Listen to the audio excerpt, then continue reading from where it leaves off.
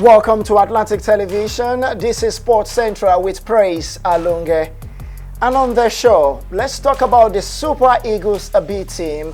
They will be in action on Thursday morning against Costa Rica, a country set to play at the World Cup built for Qatar later in November. Of course, later this month, just to mention. And now, Nigerian B side, led by Salisu Yusuf, that's coach Salisu Yusuf, has actually landed in St. Jose, where they will be playing against Costa Rica, like mentioned. 18 players selected by coach Salisu Yusuf for this match. They are Kayode Bankole, Nathaniel Nwonso, Daniel Bamayi, Samuel Kalu. We also have Chidebere Nwombodo, Mustafa Jibril, Evans Ogbonda, Afis Nosiru, Paul Samson. We have Daniel Watla, Ezekiel Edidiong, Dominion Ohaka, Kudus Akane, not forgetting Shina Ake Niro, Sunday Faleye makes the court, Jerry Alex, Isaiah AJ, and Sulaiman Garba. These are the players set to play against Costa Rica.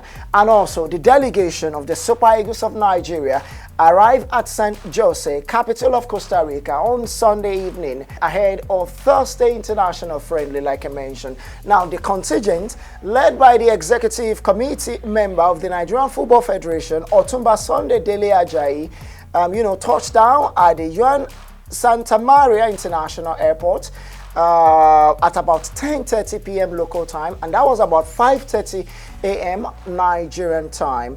A player squad of 18, 2 coaches, and other team officials traveled with the team for the friendly, lined up by the Nigerian Football Federation. The delegation was also received by the official of the Costa Rica Football Federation. So the game will be played at the National Stadium in San Jose, and will kick off 8 p.m. Costa Rican time, but that will be Wednesday, the 9th November in Costa Rica. But of course in Nigeria, it's going to be on the 10th of November, that is a day after, and that will be 3 a.m. Nigerian time. And you know why, of course, different when it comes to, the timing of the two countries. So for us, we have to focus at 3 a.m. You need to wake up to watch the Super Eagles B team take on Costa Rica, a side that have actually qualified for the World Cup in Qatar. For Nigeria, maybe just to boost the confidence and expose some of these home-based players and some of their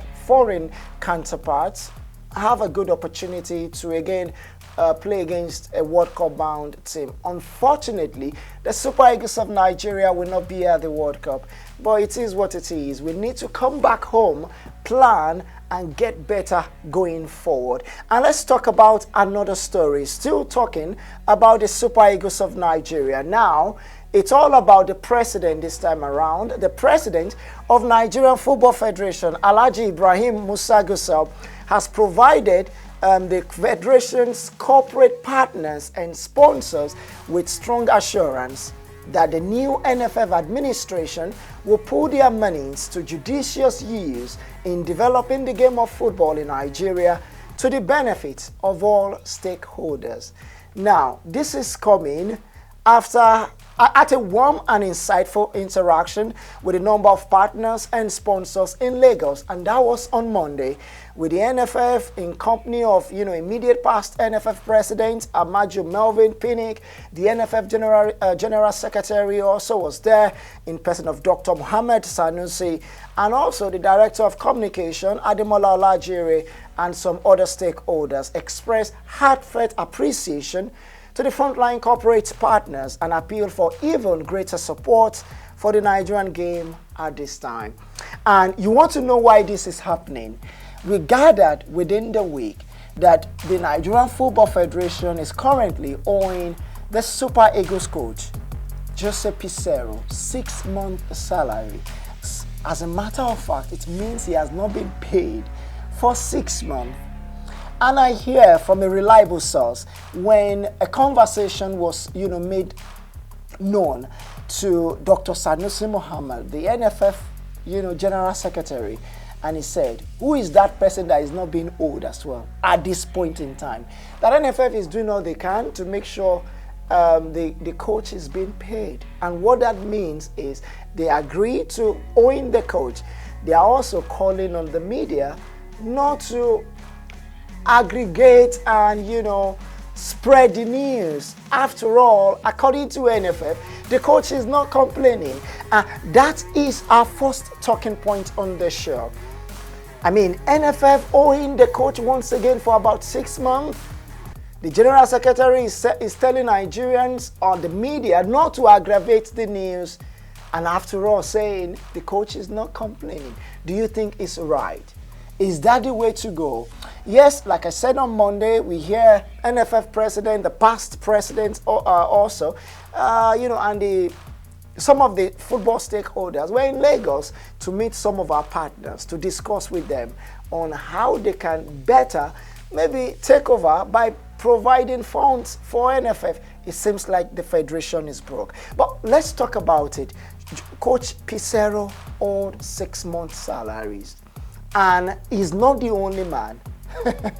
All other coaches, like the under-17 coach led by Bankole Olokere, they got to the semi-finals of the Women's Under-17 World Cup for the first time, defeated Germany to win the bronze medal. And also, you talk about the under-20, even though they failed in the knockout stages in Costa Rica when the World Cup was held. Coach Christopher Danjuma, the coach of the under-20 boys, the under-20 girls. I mean, these coaches have not been paid. Also, the Super Eagles coach.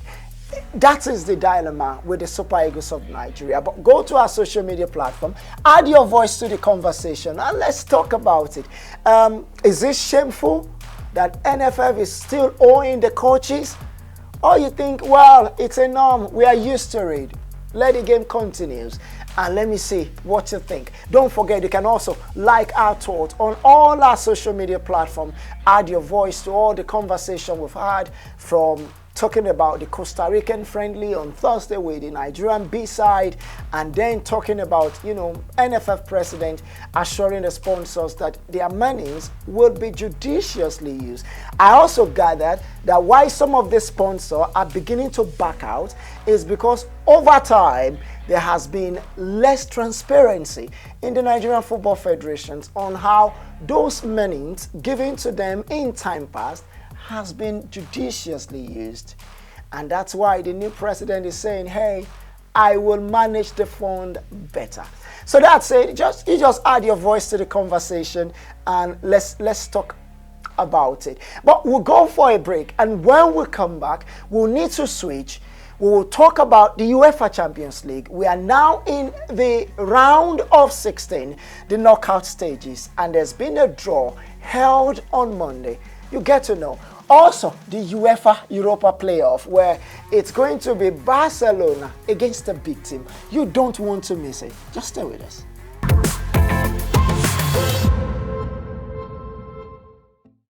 Welcome back. It's still Atlantic Television, Sports Central with Praise Alonge.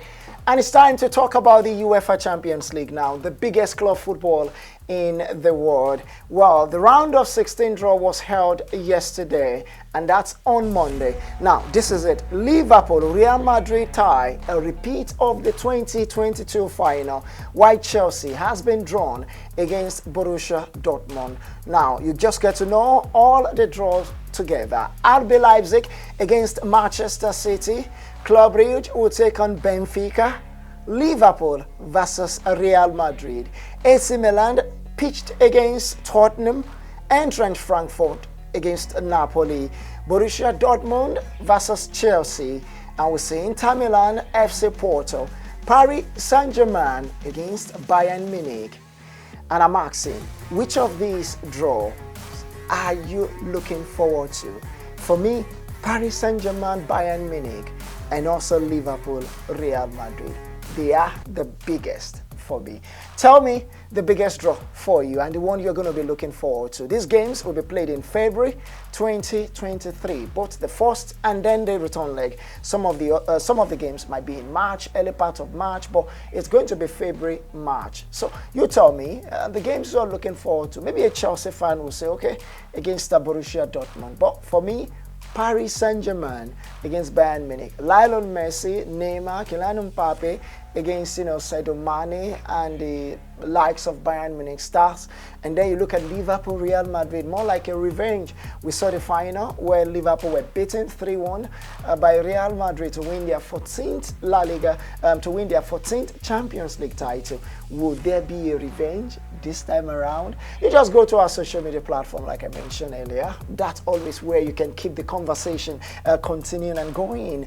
Add your voice to it, like, follow, share, and be part of every of our conversation. And away from the UEFA Champions League, let's also tell you that draw was held also in the UEFA Europa Conference League, and not forgetting also the UEFA Europa playoff. But for the Europa playoff, this is it. We have some interesting draw. It's going to be Barcelona against Manchester United, Juventus against Nantes, Sporting Lisbon will take on FC Midtjylland, Shakhtar Donetsk, Rennes, Ajax against Union Berlin, Bayer Leverkusen AS Monaco, Sevilla will take on PSV Eindhoven, and RB Salzburg against Roma.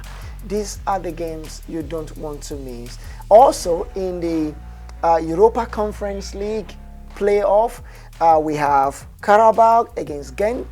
We will see Trabzonspor take on Basel. Not forgetting Lazio against CFR Cluj. Another game is Bodo Glimt against Liège, Braga Fiorentina, AEK Lakana against Dnipro, Sheriff will take on Partizan Belgrade, and Ludogorets against Anderlecht. These are some of the matches you don't want to miss. And just away from, the European competition, Sepp Blatter has come out to talk. Former FIFA president Sepp Blatter has admitted that the decision to award the World Cup to Qatar when he was FIFA president was a mistake. And in football, let me also let you in that Arsenal forward Gabriel Martinelli, Gabriel Jesus have been named in the 26-man squad for the World Cup by the Brazilian Seleção side, while Liverpool Roberto Firmino has been left out of a 26-man squad. Just quickly, I will run through the players invited by, the Brazilian. Okay, you can watch that on your screen as I sign off on the show. And if you're a Real Madrid fan, well, for the first time this season, Real Madrid lost for the first time in La Liga this season as Rayo Vallecano came from behind to beat them, and the game ended Rayo Vallecano 3, Real Madrid 2. And finally on the show, let's talk about the NBA. A brilliant display from Steph Curry inspired the Golden State Warriors to victory over Sacramento Kings. Curry scored 17 of his season-high 47 points in the final quarter as the Warriors ended their 5-game losing streak with a 116 to 113 win. The 34-year-old has scored at least 30 points in 8 of the 10 games he has played for the champions this season. And that's the size of the show at this time. I thank you for watching and praise Alonge. Continue to follow us on all our social media platforms. Don't forget to add your voice to the conversation today. Thank you and see you next time.